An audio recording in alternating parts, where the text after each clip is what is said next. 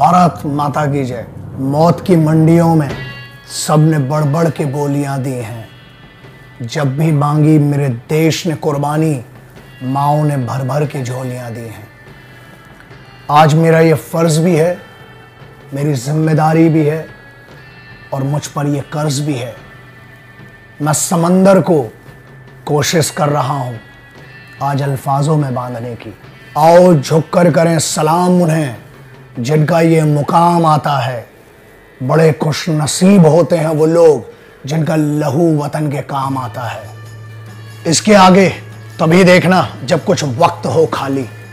ऐसा है, बहुत सारे कामों के लिए वक्त निकाला जाता है। आज इस देशभक्ति के लिए, आज अपने देश के लिए, उन योद्धाओं के लिए, उन वीरों के लिए, वीरांगनाओं के लिए, उन शहीदों के लिए चंद मिनट आपसे मांग नहीं रहा हूं, सलाह दे रहा हूं। देखना हो देखो, वरना अपने काम पर लग सकते हो, कोई फर्क नहीं पड़ता है। क्योंकि जैसे देश से मोहब्बत है वो तो इसके आगे देखेगा और उसके खून में उबाल आएगा और फिर से इज्जत आएगी। और लहू में लाल रंग तो बहुतों के बहता है। मैं उनकी बात कर रहा हूं जिनके लहू में इंकलाब बहता है, वो देखें। जिनके लहू में तिरंगा बहता है वो देखें।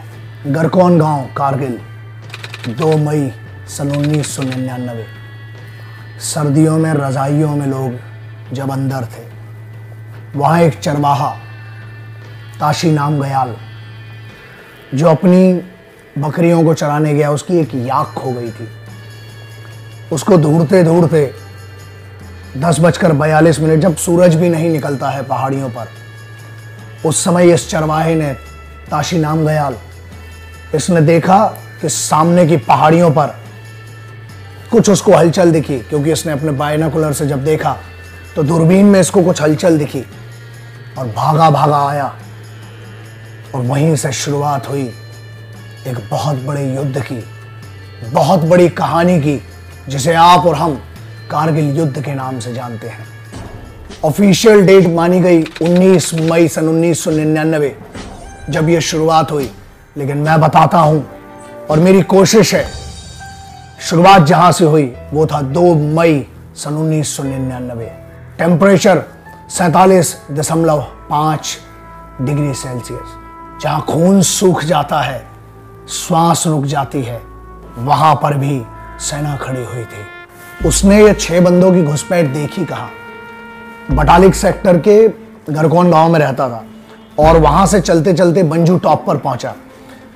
और बंजू टॉप में जब इसने सामने की पहाड़ी पर देखा तो 6 लोगों की घुसपैठ हो रही थी। और उसके बाद दौड़ते दौड़ते आया, क्योंकि उसके लिए भी एक नई बात थी।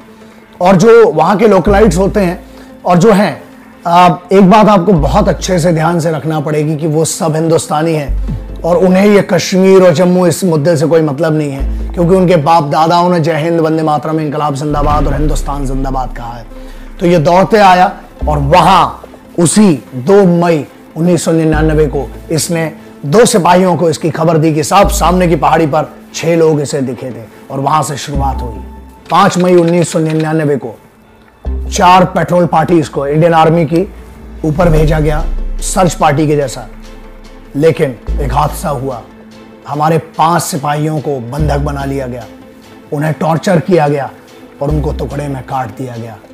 6 मई रक्षा मंत्रालय नई दिल्ली के ऑफिस में खलबली मची, क्योंकि जैसे ही खबर पहुंची, पहली शहादत की हमारे सिपाहियों की, नॉर्थ ब्लॉक रक्षा मंत्रालय के ऑफिस में मिस्टर जॉर्ज फर्नांडिस के ऑफिस में मची खलबली।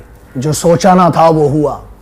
8 मई को जब ये खबर इस्लामाबाद के हेडक्वार्टर्स में पहुंची तो वहां मची हुई खलबली के कारण 9 मई सन 1999 की शाम को वहां से हैवी आर्टी शेलिंग की गई।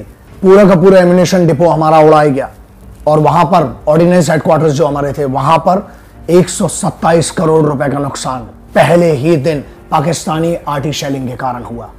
10 मई को कैबिनेट कमेटी ऑन सिक्योरिटी की एक बहुत बड़ी ब्रीफिंग हुई ऑप्स रूम में, जो कि आर्मी का ऑपरेशन रूम है।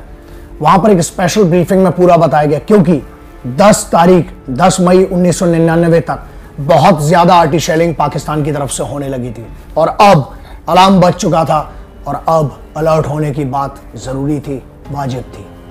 14 मई को जो जाट रेजिमेंट की पहली टुकड़ी गई थी, जो सर्च टीम थी, पेट्रोल टीम थी, आके आराम कर रही थी, उस समय कैप्टन सौरभ कालिया और उसके साथ उनके कुछ लोगों को वहां से बंधक बना लिया गया, वहां से अगवा कर लिया गया। उसके बाद जो हुआ वो किसी भी युद्ध के नियम के खिलाफ था। पहले उनकी आंखें निकाली गई, उसके बाद उनका सर काटा गया, उसके बाद शरीर के हजारों छोटे टुकड़े किए गए और बोरे में भर के फेंक दिया गया। ये किसी भी युद्ध की नीति, किसी भी युद्ध के नियम के हिसाब से इनह्यूमन था, अमानवीय था। लेकिन उसके बाद ये समझ में आ गया कि ये चंद घुसपैठिए नहीं थे, ये बहुत बड़ी साजिश थी और बहुत बड़ा एक युद्ध का ऐलान 14 मई के दिन लग रहा था कि अब ये जो बात है ये बढ़ेगी। बड़ी बात ये थी जो बहुत कम लोगों को पता है, लेकिन पता होना चाहिए कि उसी दौरान जब लेफ्टिनेंट सौरभ कालिया का प्रमोशन हुआ, 1 महीने भी नहीं हुए थे, अपनी पहली पेमेंट भी नहीं ले पाया था वो बच्चा, वो लड़का, वो ऑफिसर कैप्टन सौरभ कालिया अपनी कप्तान के तौर पर पहली पेमेंट भी नहीं ले पाया था। और माँ बाप को तो बाद में बहुत पता चला कि उनके बेटे के शरीर के टुकड़े भी नहीं नसीब हुए। मस्को और बटालिक सेक्टर के बीच में 16 और 17 तारीख को, 17 मई को यह पता चला, कारगिल से उत्तर की तरफ, नॉर्थ की तरफ लगभग 80 किलोमीटर के पूरे दायरे में ऊंची ऊंची जितनी भी टॉप पहाड़ियां थी, जो भी पोस्ट थी, उनको कैप्चर करके बहुत अच्छी पोजीशन पर थे। मतलब पूरा टॉप से जो मेन मुद्दा था NH1, उसको देख सकते थे। हर एक कार्रवाई, छोटी से छोटी कार्रवाई, क्योंकि हमारी तरफ से भी कार्रवाई शुरू हो गई थी, लेकिन हर कार्रवाई को, छोटी और बड़ी कार्रवाई को बहुत तरतीब से और बहुत अच्छे तरीके से देखा जा रहा था। उनके पास भारी तादाद में बहुत ज्यादा एम्यूनेशन था, क्योंकि एक गोली के जवाब में आप 10 गोलियां या 50 गोली तभी मार सकते जब आपकी पोजीशन बहुत अच्छी हो, आपको समझ में आ रहा हो और आपके पास बहुत ज्यादा एम्यूनेशन हो। और उनके पास स्ट्रिंगर मिसाइल्स, एंटी एयरक्राफ्ट और जितनी भी मल्टी बैरल गन्स थी वो थी उनके पास, और MMG मोटार मशीन गन्स की उनके पास इतनी तादाद थी, क्योंकि यहां से एक फायर खुलता था, वहां से 50 फायर आते थे। तब लगा कि मामला बहुत ज्यादा सीरियस है। और 18 मई 1999 को यह खबर रक्षा मंत्रालय तक फॉरवर्ड की गई और 19 मई 1999 को औपचारिक तरीके से ऑफिशियली यह कहा गया कि 19 मई 1999 को कारगिल युद्ध की शुरुआत ऑफिशियली शुरू किया गया। अब एक बड़ा मोड़ था। 24 मई को सैन्य कार्यवाही निदेशालय, जहां उसका ऑपरेशन रूम था, वहां पर AY टिप्पणी सर को जनरल मलिक सर ने बुलाया। जनरल मलिक ने वहां पर इसलिए बुलाया क्योंकि 22 और 23 को जो रैकी की गई, जो उन्होंने पूरा दौरा किया, उसके बाद उन्हें समझ में आ गया कि अब ये वॉर जोन है, और वॉर जोन का डिस्कशन करने के लिए उन्हें उस ऑपरेशन रूम में बुलाया गया। और उसके बाद डिस्कस हुआ कि एयर चीफ मार्शल से जो डिस्कस हुआ कि अब हमें एयर सपोर्ट की भी जरूरत पड़ेगी, और उसके बाद एयरफोर्स ने अपना मूवमेंट शुरू किया।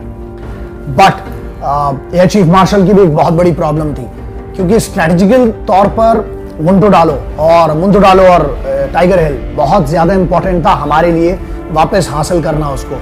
लेकिन जो मेन इशू ये रहा था कि माउंटेन्स में air strike is one of the biggest issues. But chief जो थे उनने, AY टिप्पणी सर ने अपने बेस्ट जो टीम थी, कोर टीम को बुलाया, और उसके बाद ऑर्डर्स हुए कि हमें ये किसी भी कीमत पर हासिल करना है। 24 मई मुंतोडालो और टाइगर हिल दोनों पर अटैक किया और पहला सक्सेसफुल ऑपरेशन वहां पर करके दिखाया, which was next to impossible, because जो कंडीशंस थी और टेम्परेचर भी बहुत कम चल रहा था। माउंटेन स्ट्रेटेजिकल पोजीशंस के हिसाब से हमारे लिए इंपॉर्टेंट था, लेकिन माउंटेन्स में एयर स्ट्राइक करना मौत को दावत देने के बराबर था। लेकिन ये जज्बा ही होता है जो लहू में बहने लगता है और कहता है कि दोस्त, शायद इसी दिन के लिए फौज ज्वाइन की थी।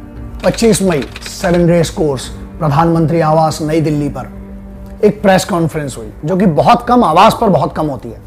प्रेस कॉन्फ्रेंस हुई, वहां पर पूरे के पूरे साक्ष्य, तथ्य और जो भी फैक्ट्स थे अटल बिहारी वाजपेयी साहब ने पूरी प्रेस मीडिया के सामने रख दिए कि ये सिचुएशन है और हमारे साथ ये हो रहा है वहां पर वैली में, जम्मू एंड कश्मीर में।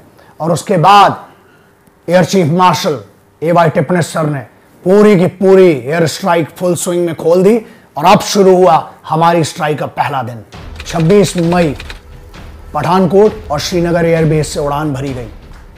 MiG-21, MiG-27 और Mi-17 हेलीकॉप्टर, साथ में अब बारी थी घायल परिंदों की, अब बारी थी उन लड़ाकू विमानों की जो बहुत गुस्से में अब तक भर चुके थे। और पहली स्ट्राइक की गई 26 मई सन 1999 को इंडियन एयरफोर्स के फाइटर्स जेट के द्वारा। आज सुबह 0.4590 पर हमला किया गया और उसके साथ ही बटालिक दोपहर के पहले तक बटालिक पर भी हमला किया गया और इसके साथ नीचे इंडियन आर्मी की इन्फेंट्री बटालियंस और आर्टिलरी के डिप्लॉयमेंट के साथ ऑफिशियली ऑपरेशन विजय और उसके साथ साथ एयरफोर्स का सफेद सागर, ये 2 ऑपरेशंस की शुरुआत हुई। लेकिन एक टेक्निकल प्रॉब्लम था। तुर्तुक और मशको इन वैलीज में, इन सेक्टर्स में इन्फेंट्री का ज्यादा डिप्लॉयमेंट या आर्टिलरी का ज्यादा डिप्लॉयमेंट करना, इसका मतलब ये था कि हम पाकिस्तानी आर्मी को एक मौका देते हैवी डिप्लॉयमेंट करने का। और अगर एयरफोर्स के ज्यादा मूवमेंट दिखते, उसका एक इशू ये था कि हम उनको भी एक मौका दे रहे हैं वॉरफेयर खोलने का, और उसके साथ साथ क्योंकि एक चोट खा चुके थे 1965 के जैसा। एयरफोर्स की एक नॉर्मल ड्रिल थी, लेकिन उसके जवाब में पाकिस्तानी एयरफोर्स ने बहुत भारी भरकम तरीके से बहुत बड़ा हमला किया था एयरफोर्स का। तो वो एक चिंता भी थी, टेक्निकल पॉइंट्स थे, लेकिन उसके बाद भी बहुत संभलते संभलते कदमों को आगे बढ़ाया और 26 मई का दिन बहुत बड़ा दिन था। सुबह से लेकर रात तक इंडियन आर्मी, हमारी इन्फेंट्री बटालियंस के लिए, हमारी आर्टिलरी के लिए और इंडियन एयरफोर्स के लिए भी। और अगर इसका आप बहुत गौर से अगर इसको सोचना है, ये प्रॉब्लम ये थी कि अगर बहुत ज्यादा वहां से आर्टिलरी के लिए हम मौका देते या उनके डिप्लॉयमेंट को मौका देते तो इसका पूरा का पूरा फायदा घुसपैठियों को होता, जो कि हमारे लिए और ज्यादा खतरनाक था, क्योंकि उसकी आर्टिस्ट शेलिंग के ही उसी के शेड में ये आगे बढ़ रहे थे। और अब क्या आगे बढ़ते, लगभग 11 किलोमीटर तक तो अंदर थे। So this was a very technical hitch and बहुत बड़ा कैच था। लेकिन 27 मई की सुबह जो हुआ वो एक बहुत बड़ा इतिहास का, बहुत बड़े इतिहास के पन्नों में लिखा जाएगा। 27 मई 1999 इतिहास में इसलिए भी है क्योंकि इंडियन एयरफोर्स के लिए एक बहुत बुरा दिन था और इंडियन एयरफोर्स के लिए एक बड़ी सीख भी थी, सबक भी था। युद्ध के दौरान जब फ्लाइट लेफ्टिनेंट नचिकेता अपना MiG-27 लेकर उड़े, उसके बाद दुश्मन के एरिया में जब जैसे ही फायर करने का सोचा, लेकिन पहाड़ पर चूंकि ऊंची पोजीशन पर घुसपैठिए बैठे हुए थे, वहां से एक स्ट्रिंगर मिसाइल ने MiG-27 को हिट किया। MiG-27 को जैसे ही हिट हुआ, गिरने के पहले पैराशूट उन्हें अपनी सीट इजेक्ट किया। पैराशूट से जैसे ही उड़े, बस प्रॉब्लम ये हो गया कि वहां से उन्होंने LOC के उस पार लैंड किया, जो कि दुश्मन का एरिया था, और उन्हें बंधक बनाया गया। प्रताड़ना शुरू हुई। प्रॉब्लम ये हो गई थी कि मिग हिट हो चुका है और हमारा पायलट हमें मिल नहीं रहा है, कम्युनिकेशन नहीं था। उसके बाद स्क्वाड्रन लीडर अजय आहूजा ने यहां से मिग से उड़ान भरी, लेकिन दूसरे पहाड़ की चोटी पर बैठे हुए दुश्मन ने फिर से हमला किया, स्ट्राइक हुआ, सेम इजेक्ट किया। और एक बुरी बात यह थी कि वहां से जब पैराशूट से लैंड कर रहे थे, उस दौरान हजारों गोलियों से स्क्वाड्रन लीडर अजय आहूजा को छन्नी कर दिया गया और उनके लाश के टुकड़े जमीन पर नीचे गिरे। लेकिन वही बात है ना कि उस सिपाही ने, उस ऑफिसर ने अपनी इस मां को फिर से उस 27 मई को अपने लहू से सींचा। सबके बस की बात नहीं होती है और सबके नसीब में भी नहीं होता है। शहादत में आंसू तो निकलते हैं, लेकिन उन आंसुओं में गुस्सा बहुत होता है। वो लहू की खुशबू होती है, वो मिट्टी का प्यार होता है। बैठे नहीं, इंडियन एयरफोर्स ने फिर से स्ट्राइक किया शाम तक 27 मई को, और पागलपन के तरीके से यहां से अपने तोप खाने, नीचे से पहाड़ के नीचे से तोप खाने के मुंह खोल दिए और शाम होते होते तक 0.4590 को अपने कब्जे में किया और पूरी ताकत से हमला किया। लेकिन कुछ जाने गई, और ऐसा है कि अब युद्ध के नियम होते हैं। युद्ध में जब जाते हैं तो सर पर कफन बांध के जाते हैं, और अब वो कफन मिट्टी में मिलने लगा था। इन्हीं हमलों के दौरान जो इन्फेंट्री बटालियंस थे नीचे से जो माउंट कर रही थी, मूव कर रही थी, उन्होंने 0.4590 और टाइगर हिल पर इकट्ठा हमला किया और बहुत बड़ा हमला किया। 28 मई को MI-17 जो हेलीकॉप्टर है उसको मार गिराया गया। वो भी एक बुरा दिन था क्योंकि बड़ा नुकसान हुआ था, 4 हमारे सिपाही शहीद हो गए थे। अब आंखों में आंखें डालकर घूरने की बात हो गई थी, तोपों से तोपों की बात हो रही थी, स्ट्राइक से स्ट्राइक की बात हो रही थी। और इसी कारण 1 जून को आर्टी शेलिंग पाकिस्तान की तरफ से बहुत बढ़ा दी गई थी, और उसके जवाब में फिर हमारी जो मूवमेंट थी